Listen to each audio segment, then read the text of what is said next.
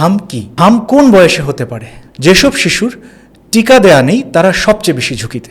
মানে কখন টিকা নেবেন, হামের লক্ষণগুলো কি কি, যে বুস্টার ডোজ কারা নেবেন, বাচ্চাকে ভিটামিনের ক্যাপসুল কেন দিবেন, কতটুকু দিবেন, যে 6 বা 7 মাসের নিচের বাচ্চাদের কি হামের টিকা নেওয়ার প্রয়োজন আছে কিনা, যে ম্যানেজমেন্ট বা ট্রিটমেন্ট কি হতে পারে, আমরা কি ট্রিটমেন্ট করব। সম্মানিত সুধীবৃন্দ, আজ আমরা কথা বলবো হাম নিয়ে। যেহেতু হামের প্রকোপ চলছে, আমরা আজকে আপনাদের সাথে হাম সংক্রান্ত সাধারণ কিছু প্রশ্ন ও উত্তর নিয়ে এই আয়োজন সাজিয়েছি। আসসালামু আলাইকুম, আমি ডক্টর দিওয়ান ওয়াসিফ জালাল আপনাদের সকলকে স্বাগত জানাচ্ছি আমাদের আজকের পর্বে। প্রথম প্রশ্নে আসা যাক, যে হাম কি? হাম, যাকে ইংরেজিতে বলা হয় মিজলস, একটি অত্যন্ত সংক্রামক ভাইরাসজনিত রোগ। খেয়াল রাখবেন, ভাইরাসজনিত, ব্যাকটেরিয়াজনিত না। তো যে ভাইরাসটা দিয়ে হয় তার নাম হচ্ছে মিজলস। এটি হাঁচি, কাশি বা বাতাসের মাধ্যমে খুব সহজেই ছড়ায়। ভাইরাস বাতাসে 2 ঘন্টা পর্যন্ত থাকতে পারে। এটা কতটা সংক্রামক, ধরুন 10 জন টিকা নেয়নি, যদি সংক্রমণ ঘটে 10 জনের মধ্যে 9 জনই আক্রান্ত হতে পারে। সুতরাং ইপিআই শিডিউল অনুযায়ী টিকা নেওয়াটা খুবই গুরুত্বপূর্ণ। মানে বলা হয় যে এইচআইভির যে ভাইরাসটা আছে, হ্যাঁ, এটার যে ব্যাপকতা তার থেকেও মিজলস ভাইরাসের ব্যাপকতা বেশি। তারপরের প্রশ্নে আসা যাক, যে হাম কোন বয়সে হতে পারে? হাম যে কোনো বয়সই হতে পারে, তবে কিছু বয়সের মানুষ বেশি ঝুঁকিতে থাকে। তো আমরা এই পর্বে শিশুদের হাম নিয়েই কথা বলবো। শিশুদের মধ্যে সাধারণত 6 মাসের পর থেকে ঝুঁকি বাড়ে। 9 থেকে 12 মাস বা তার বেশি বয়সী শিশুদের বেশি দেখা যায়। যেসব শিশুর টিকা দেয়া নেই তারা সবচেয়ে বেশি ঝুঁকিতে। এবার আসা যাক যে ইপিআই শিডিউল অনুযায়ী টিকার সময়টা কি, মানে কখন টিকা নেবেন। 9 মাস এবং 15 মাস বয়সে টিকা নিতে হয়। এবং একবার যদি আপনি ভ্যাকসিন, মানে এই দুটো, মানে MR1 এবং MR2 নিয়ে নেওয়া হয়, তাহলে বলা হয় যে, মানে স্ক্রিপ্টে লেখা আছে সেটা হচ্ছে যে এটার কিন্তু প্রোটেকশন সারা জীবনের। এরপরের কি প্রশ্ন, যে হামের লক্ষণগুলো কি কি, কী কী লক্ষণ দেখলে আপনি বুঝবেন যে আপনার সন্তানের হাম হয়েছে। হামের লক্ষণগুলোর মধ্যে প্রাথমিক লক্ষণ বা শুরুর দিকের যেগুলো, তাতে দেখা যায় যে প্রথমে কি হয়, যে জ্বর হালকা হালকা দিয়ে শুরু হয়, এরপর জ্বরটা বাড়তে থাকে। সর্দি ও নাক দিয়ে কি হয়, পানি পড়ে। শুকনো কাশি দেখা যায়। চোখ অস্বাভাবিক লাল হওয়া, যেটাকে আমরা কনজাংটিভাইটিস বলি। তারপর কি, আলোতে চোখের সমস্যা, মানে লাইট সেন্সিটিভিটি, যে আলো সহ্য করতে না পারতে পারেন। তো আপনি যদি বাচ্চার মুখের ভেতরের দিকে তাকান, এইটা খুব ইম্পর্ট্যান্ট, যে করতে বাচ্চার করলেন, মুখের ভেতরের দিকে তাকালেন, দেখবেন যে সাদা সাদা ছোট ছোট স্পট বা দাগের মতো দেখা যায়, সাদা সাদা সাদা সাদা দাগ। হ্যাঁ, এটাকে বলা হয় কপ্লিক স্পট। এটি কিন্তু হামের একটা বিশেষ লক্ষণ, যে হামি সাধারণত এটি দেখা যায়। এবং বডিতে, এরপর কি, এবং বডিতে যে র্যাশ আসে, এটার আগেই কিন্তু এই স্পট দেখা যেতে পারে। এটি শুধুমাত্র সাধারণত হাম হলেই দেখা যায়। আচ্ছা, গেল এই কপ্লিক স্পট। এরপর কি, যেটাকে আমরা বলি র্যাশ বা ফুসকুড়ি, এটি সাধারণত জ্বর হওয়ার 3য় থেকে 5ম দিনের মধ্যে দেখা যাবে। জ্বর হলো, জ্বরের 3য় দিন দেখা যাবে যে কি, এই র্যাশটা ডেভেলপ করছে। প্রথমে সাধারণত মুখে বা কানের পেছনে, মুখ থেকে শুরু হয়, এবং তারপর কি, এটা সারা শরীরে ছড়িয়ে পড়ে, লালচে রঙের হয়। এবং যখন র্যাশ শুরু হয় তখন জ্বরের তীব্রতা বাড়তে থাকে, জ্বরও বাড়তে থাকে র্যাশের সাথে সাথে।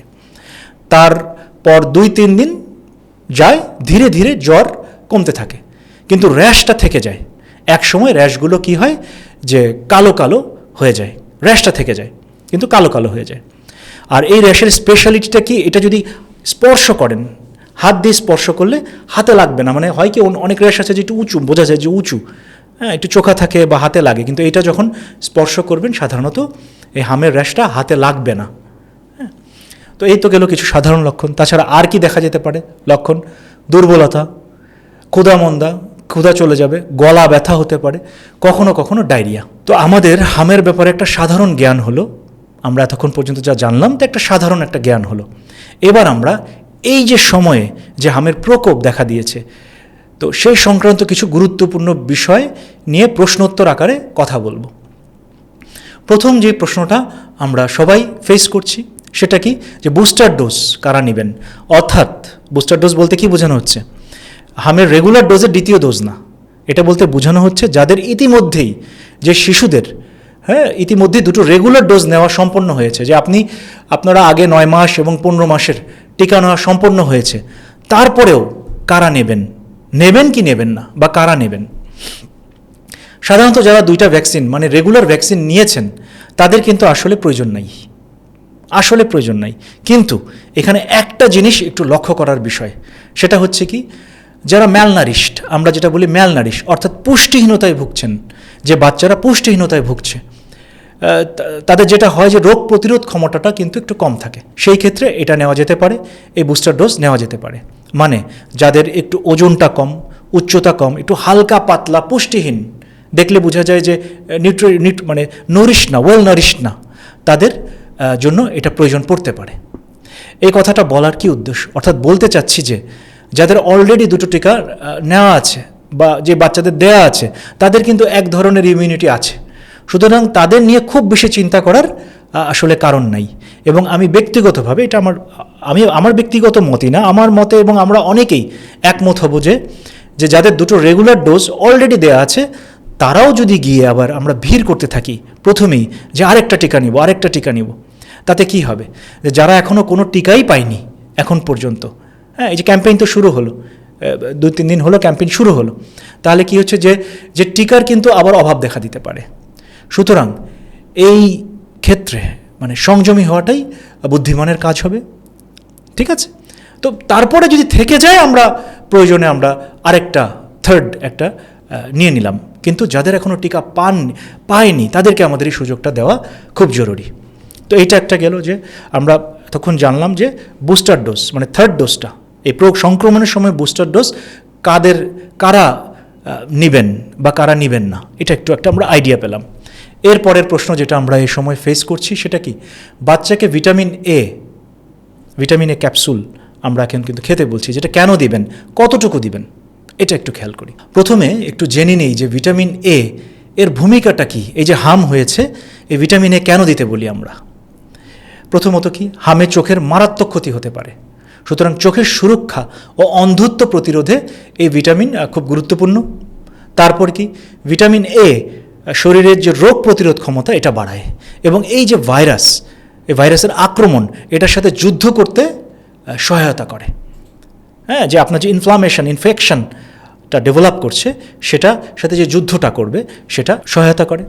তারপর কি, ভিটামিন এ শ্বাসনালী, আমাদের যে শ্বাসনালী, ফুসফুস, তারপর অন্ত্র ও ত্বকের যে সুরক্ষা দেয় এই ভিটামিন এ। সেকেন্ডারি ইনফেকশন যেমন নিউমোনিয়া, মানে এটা হামের কমপ্লিকেশন, যে হামের যে কমপ্লিকেশন হয়, যেমন নিউমোনিয়া, ডায়রিয়া, এগুলোতে প্রতিরোধে সাহায্য করে এই ভিটামিন এ।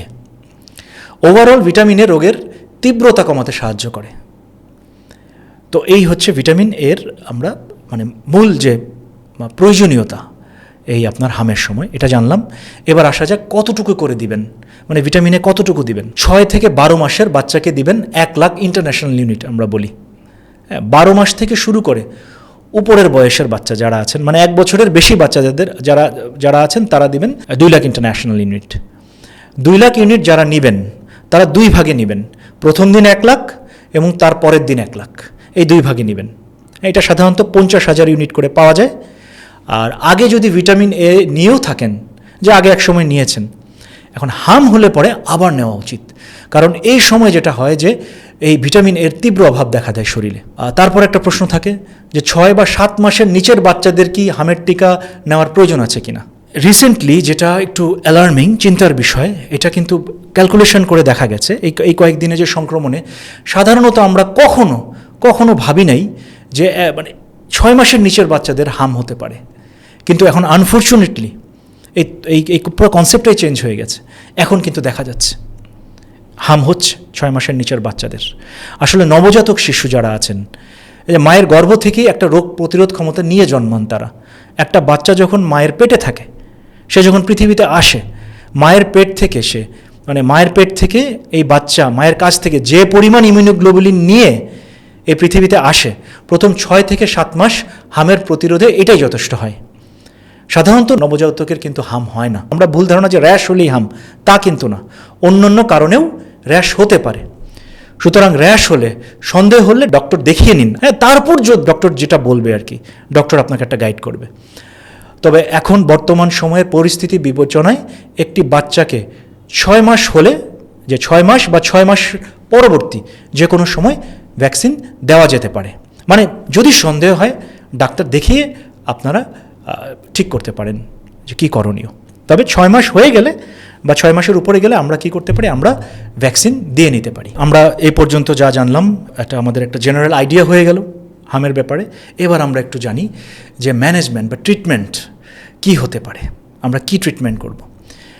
প্রথমেই আসা যাক যে আপনি বুঝতে পারছেন যে আপনার বাচ্চার হাম হয়েছে, আপনি বুঝলেন, আপনি প্রথম পদক্ষেপটা কী নেবেন। এটি যেহেতু ভাইরাসজনিত রোগ, এখানে প্রাথমিক অবস্থায় অ্যান্টিবায়োটিকের কোনো ভূমিকা নেই।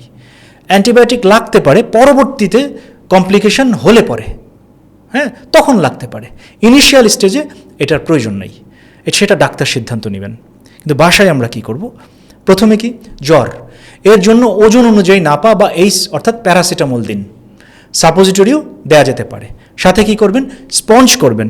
স্পঞ্জ করলে যেটা হবে যে আপনার টেম্পারেচার, এটা আমরা করি না অনেক সময়, এটা করা খুব জরুরি। মাথায় পানি ঢালা এবং স্পঞ্জ করা, এবং বগলের নিচে, রানের চিপায়, গলায় স্পঞ্জ করবেন।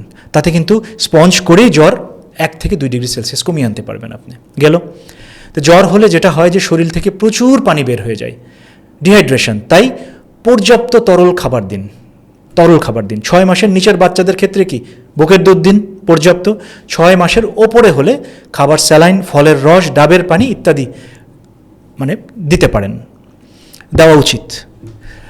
অনেকের একটা ভুল ধারণা আছে আবার এখানে, যে প্রোটিন জাতীয় খাবার দেওয়া যাবে না, যে প্রোটিন জাতীয় খাবার মানে মাছ, মাংস এগুলো দিলে কি হয়, র্যাশ বেড়ে যাবে। এটা করা উচিত নয়। আসলে এই সময়ে শরীরের রোগ প্রতিরোধ ক্ষমতা বাড়ানোটা খুব গুরুত্বপূর্ণ, এবং এর জন্য আমিষ বা প্রোটিন, যেমন এই যে মাছ, মাংস, ডিম, এটা খাদ্য তালিকায় পর্যাপ্ত রাখতে হবে। ঠিক আছে। তারপর কি, এই ভিটামিন এর কথা যেটা কিছুক্ষণ আগে বললাম, এটা দিয়ে দিতে হবে।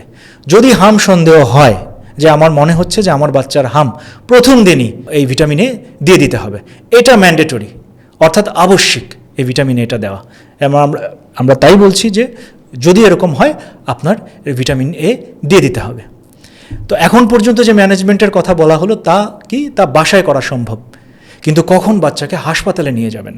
এক হচ্ছে নিউমোনিয়ার লক্ষণ দেখা দিলে, জ্বর তো আছেই, চোখ তো লাল হয়েছেই, অর্থাৎ বাচ্চার দম নিতে কষ্ট হচ্ছে এখন। একটা হচ্ছে যে সর্দি কাশির কারণে যে হালকা দম নিতে কষ্ট হয়, নাক বন্ধ, হালকা দম নিতে কষ্ট হয়। কিন্তু যদি তীব্র শ্বাসকষ্ট হয়, হ্যাঁ, তাহলে দ্রুত হাসপাতালে নিয়ে যান। বুঝবেন কিভাবে? দেখবেন কি খালি বুক ওঠানামা করবে তা না, উপরের পেটের অংশটা কিন্তু ভেতরে ঢুকে যাচ্ছে, মানে দম দিতে খুব কষ্ট হচ্ছে, দ্রুত হাসপাতালে নিয়ে যান। এরপর কি, যে এনকেফালাইটিস বা মস্তিষ্কের প্রদাহ বা ইনফেকশন, কিভাবে বোঝা যাবে? দেখবেন যে বাচ্চা স্বাভাবিক আচরণ করছে না, হয়তো বাবা মাকে চিনতে পারছে না বা অজ্ঞান হয়ে গেছে, তাহলে তো আর প্রশ্নই আসছে না বাসায় রাখা, তাৎক্ষণিকভাবে হাসপাতালে নিয়ে যান।